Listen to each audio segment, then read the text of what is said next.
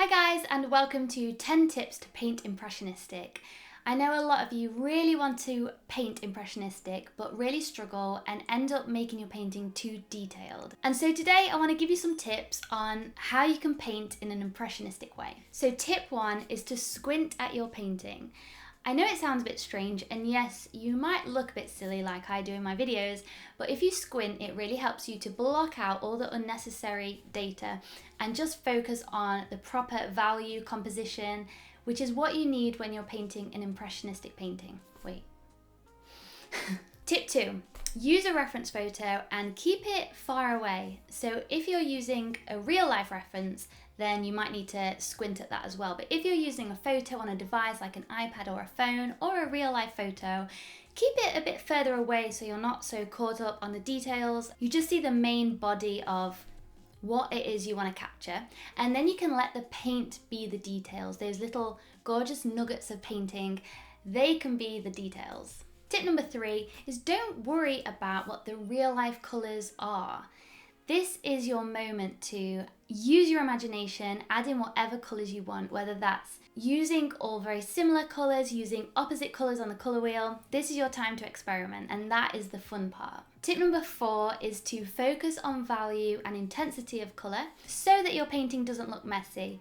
So if you're painting a landscape, the things in the distance still need to be lighter in colour and still need to be less intense in colour with less saturation so that it still has that realistic edge and it looks realistic but in an impressionistic way. And that is one of the main tips to stop it looking like an amateur painting. Tip number 5 is to use a big brush. These are some of my favourite brushes, which you can see are not small in themselves. This will really help you to not focus on the details, but to add a big old brush stroke and let that do the talking. So that's one of my biggest tips if you really end up making your painting look realistic, which you don't want to happen, and you end up focusing on details which you don't want to do. Put away the small paintbrushes, hide them, and just focus on big brushes. Which leads me on to tip 6, and that is to experiment with materials. So try using a palette knife or a rubber wedge. It might be difficult to do the whole painting like this, especially with the first few layers, but once you've got the bulk of the painting, you can really use these different tools to give an impressionistic edge, and it really limits you so that you can't make it realistic, and that can be really helpful. Tip number 7 is to hold the brush further down the handle. Sometimes we can get so caught up in our painting that it's like here and we're focusing.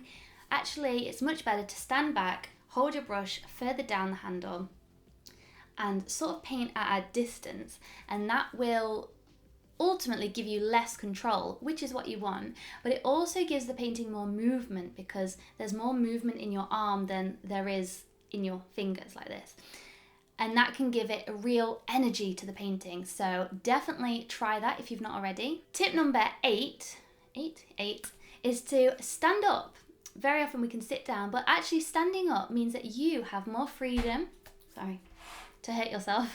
Standing up allows you to have more freedom as you're moving around your painting. It can help you be more free-flowing, get the music on, get that energy up. That can really help you just input some of that into your painting, and dab a big blodge of paint there and dab a blodge of paint here and grab some of that and grab some of this, and that can really just help your painting like come alive in itself and have its own story. Tip number 9 is to train your brain to look at things in an impressionistic way. So this involves looking at the world differently.